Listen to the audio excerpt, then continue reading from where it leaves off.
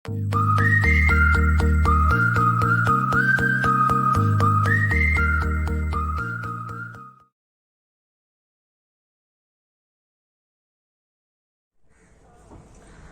कहते हैं कि एक लड़का हुआ करता था जिसका नाम अतीत था।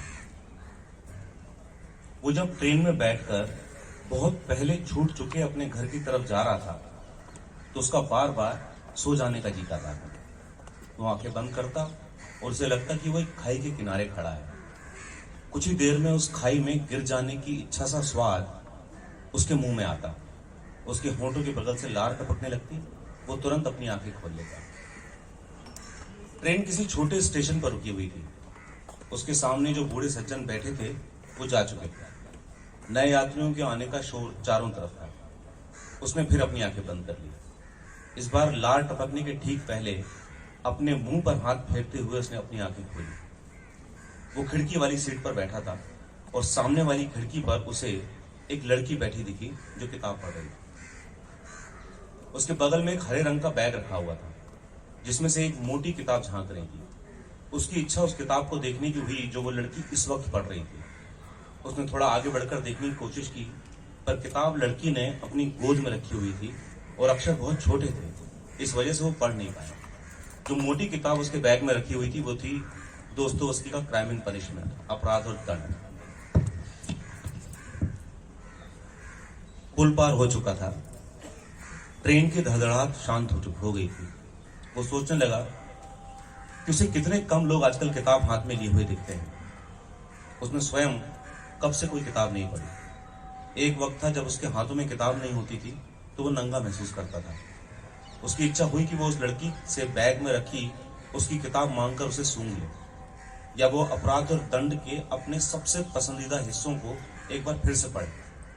बहुत पहले छूट चुके जिस घर की तरफ वो जा रहा था ये उपन्यास उसने वहीं पढ़ा था और उस वक्त उसे लगा था कि असल में वो ही रसकॉलनिकोव है।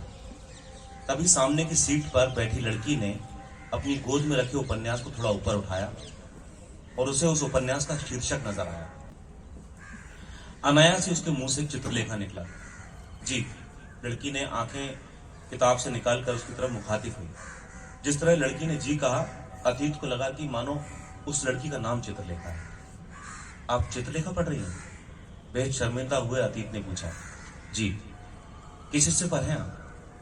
आपने पढ़ा है उपन्यास? लड़की ने पूछा। जी। इस वक्त चित्रलेखा बहस कर रही है और पूरा दरबार उसे सुन रहा है। ये मेरा सबसे पसंदीदा हिस्सा है उपन्यास का। लड़की वापस किताब पढ़ने लगी। वो पूछना चाहता था कि क्या उसने अपराध और दंड पढ़ लिया है? क्या वो उस किताब में खुद का बीता हुआ वापस तलाश सकता है? लेकिन किताब पढ़ती हुई लड़की इतनी खूबसूरत लग रही थी कि वो इस चित्र को अपनी फूहड़ बातों से बिगाड़ना नहीं चाहता था। कुछ देर में वो ट्रेन के दरवाजे पर जाकर खड़ा हो गया। ट्रेन की यात्राओं में ये जगह उसके लिए हमेशा खास रहती आई थी। यहाँ खड़े हुए उसे लगता कि वो जीवन में तेजी से आगे बढ़ रहा है और दुनिया पीछे छूटती जा रही है। पर अब वो जिस उम्र में था, पीछे छूटी चीजों का पहाड़ इतना बड़ा हो रहा था कि सूरज की रोशनी उस पहाड़ के पीछे छुपी रहती। भविष्य उसे सामने दिखता पर वो पहाड़ की छाया तले होता।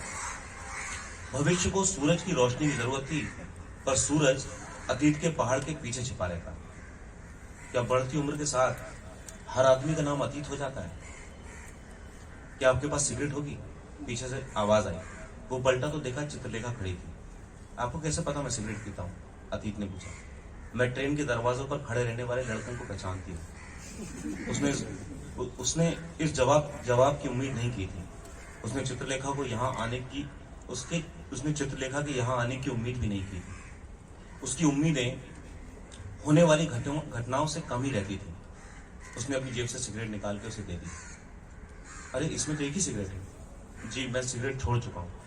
इस एक सिगरेट को तसल्ली के लिए अपने पास रखता हूँ। सिगरेट जलाते ही वो दरवाजे पर खड़ी हो गई और अतीत उससे थोड़ा पीछे खड़ा हो गया। उसने 2 लंबे कश लिए। जिस दिशा से ट्रेन जा रही थी वो उस दिशा में देखने लगी।